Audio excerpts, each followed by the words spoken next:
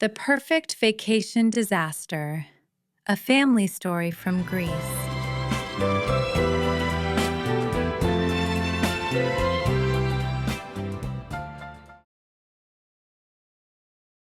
Hello and welcome back.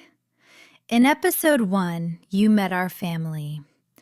I am Zuzana, my husband is Tomasz, and we have 2 children, Emma and Jakub.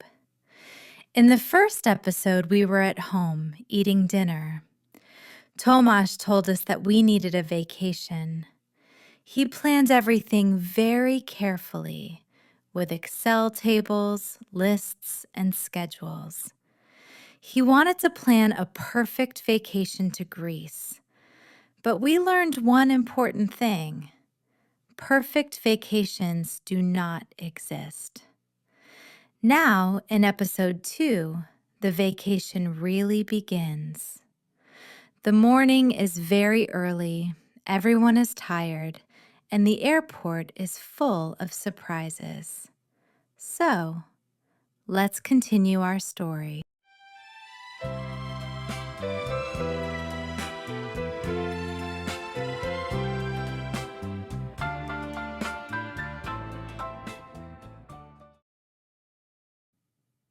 The alarm rang at 4 in the morning.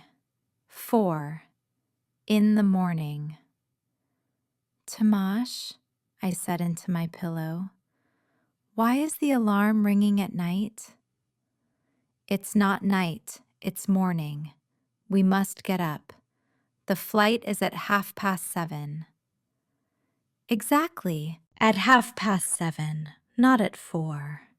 But we must be at the airport 2 hours before, and the journey takes 40 minutes, and we need time to prepare. I opened one eye and looked at him. He was already dressed, and it looked like he was up for some time already. Tomasz, what time did you get up? At 3. At 3? I wanted to check the luggage one more time. I sat up in bed. Honey, that's not healthy. That's responsible, he said, but he looked tired. Come, we must wake the children. I got up and slowly dragged myself to the bathroom. I looked in the mirror. I looked like a zombie. This will be a long day, I said to my reflection.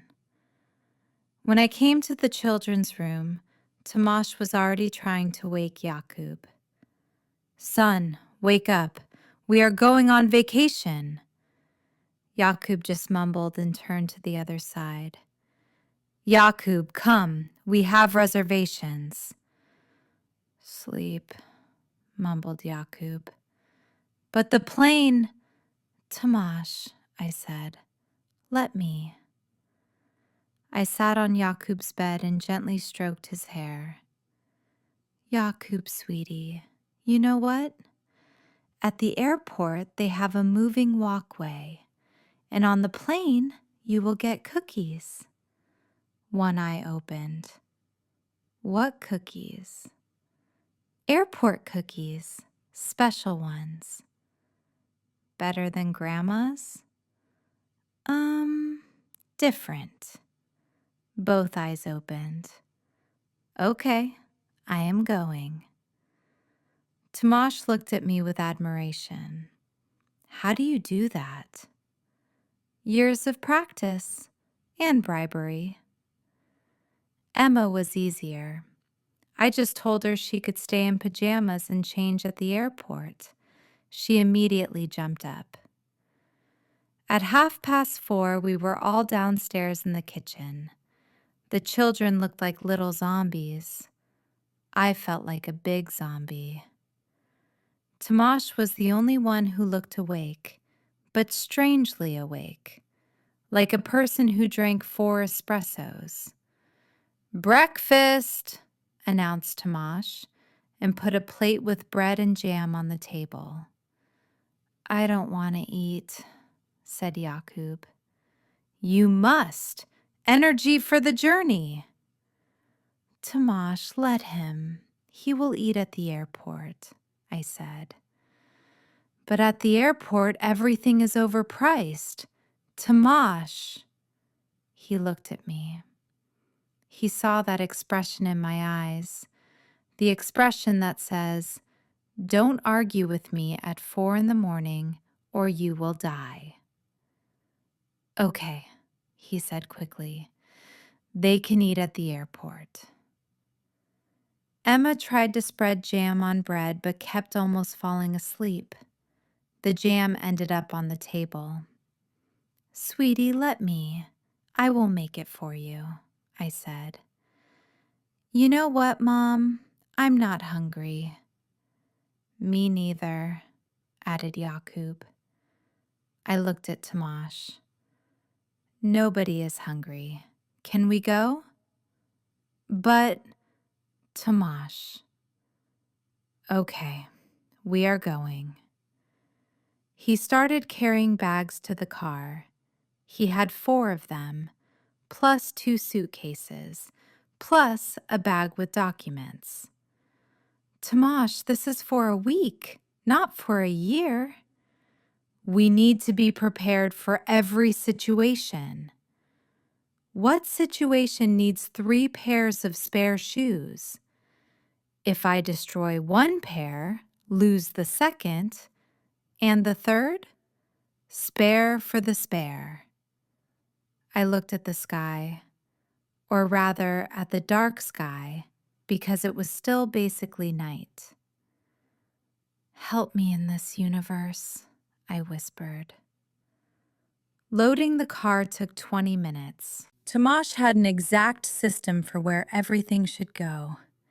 "This suitcase goes here, that one there, this bag." "Tomash, it doesn't matter where it goes." "It does. The weight must be evenly distributed." "It's not a cargo ship."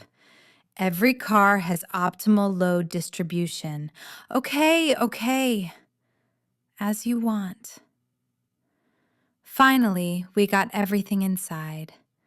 The children were already sitting in the back, Yakub with his teddy bear, Emma with the tablet.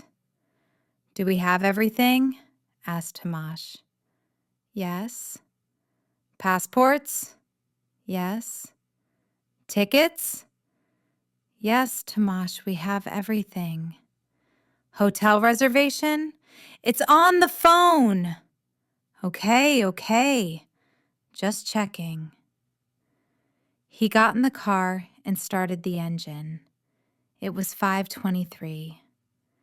We drove out of the garage. The street was completely empty. Of course it was. Normal people were still sleeping. "See? No traffic jams," said Tomash triumphantly. "Tomash, it's 5:30 in the morning. Even criminals are still sleeping." "Still sleeping? Or already? You know what I meant." The journey to the airport was quiet, almost too quiet. The children fell asleep in the back. I tried not to fall asleep in the front. "Zuzka, are you awake?" "Barely." "Do you want to talk so you don't fall asleep?" "I mainly want to survive this vacation." He looked at me. "Why do you say that?" "Tomash, honey, I love you, but you are so intense." "Intense?" "Yes. Everything must be planned, controlled." "That's good." "Sometimes, yes. But sometimes it's good to also let go." "Let go of what?" "Control. Just let things flow." "I don't know how." I looked at him. In that quiet confession, there was something heartbreaking. "I know, honey, but you can learn. And this vacation is a good start." "You think?" I know. He smiled.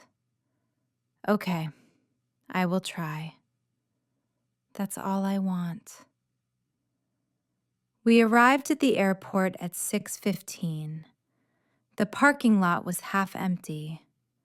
See? Good timing, said Tomasz. Or too early. Better early than late. We woke the children. It was not easy. Jakub, sweetie, we are here. Where? At the airport. Are we going home already? No, son, we haven't left yet. Oh. And he almost fell asleep again. Unloading the car took another 10 minutes. Tomasz checked every suitcase, every bag. Do we have everything? Yes, Tomasz, you already asked 3 times. Just checking. We entered the terminal. Huge, empty, quiet. Our footsteps echoed. Why is nobody here? Asked Emma. Because it's too early, I said, and looked at Tomasz. We found the check-in counters. Our counter was closed. Of course it was. We will wait, said Tomasz. We sat on plastic chairs. The children turned on the tablet. Tomasz took out his itinerary and started reading it. I just sat and thought about life. At 6:30, the first worker appeared at the check-in counter. Tomasz immediately jumped up. Good morning, we need to check in. The woman looked at him tiredly. Check-in starts at 7. But we are here. At 7, sir. But that's only 15 minutes. Tomasz, I said, sit down. But sit down. He sat down. Exactly at 7, not a minute earlier, not a minute later, the woman said, You can come now. Tomasz jumped up like a spring. Good morning! Family flight to Greece, Heraklion. The woman looked at him without emotion. Passports and reservation. Tomasz took out a prepared folder with documents. Everything nicely organized, laminated, color-coded. The woman took the passports. She looked at them. She looked at us. She looked at the passports again. Mr. Horak? Yes? Your flight was yesterday. Time stopped. What? Said Tomasz. Your flight. It was yesterday, the 22nd. But today is the 22nd. The woman pointed at the clock on the wall, and under it, the date, June 23rd. Tomasz's face lost color. That's not possible. I checked it 3 times. The woman shrugged. The tickets are for yesterday. I took out my phone and looked at the reservation, and really, there it was, June 22nd. Tomasz, I said slowly. No. This is a mistake. This must be a system error. Sir, this is not an error. But I was sure. I looked at the children. Jakub was looking at us with big eyes. Emma looked confused. Mom, won't we fly? And at that moment, I saw how Tomasz's carefully built world was collapsing. I ruined it, he whispered. I ruined the vacation. I looked at him. My organized, everything planning husband looked completely lost. And you know what? I felt such a huge wave of love for him because despite everything, all that planning, those Excel tables, that obsession, he did it all only because he loves us. I put my hand on his shoulder. "Excuse me," I said to the woman. "What are our options?" The woman sighed. Maybe she felt sorry for us. "I can look if there is space on today's flight, but there will be a surcharge." "How much?" "About 200 euros.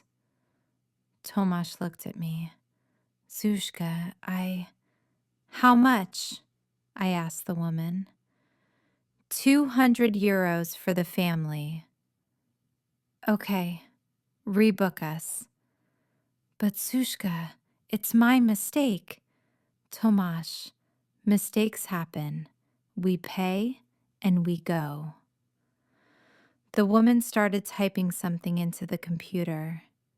"You are lucky. There are free seats, but... But? The flight leaves at 8:15. That's in 1 hour." I looked at my watch. 7:17. "We can make it," I said. "You will have to go through security and get to the gate." "We can make it," I said more firmly. The woman shrugged and continued with the reservation. 10 minutes and 200 euros later, we had new boarding passes. "Board quickly, gate B7. Boarding starts at 8. "Thank you," I said, grabbed Tomasz's hand and pulled him towards security. The children ran after us. "Mom, why are we hurrying?" asked Emma. "Because we must catch the plane." "But Dad said we have enough time." "Dad was wrong," I called over my shoulder. We got to security. There was a queue. Of course there was. Excuse me," I called, and we pushed forward. "We have a flight at 8:15. People let us pass with different levels of willingness. Finally, we got to the check. We unloaded bags, laptops, tablets. "Sir, take everything out of your pockets," said the security worker to Tomasz. Tomasz tried. He took out his phone, wallet, keys. He went through the detector. It beeped. "Back, please."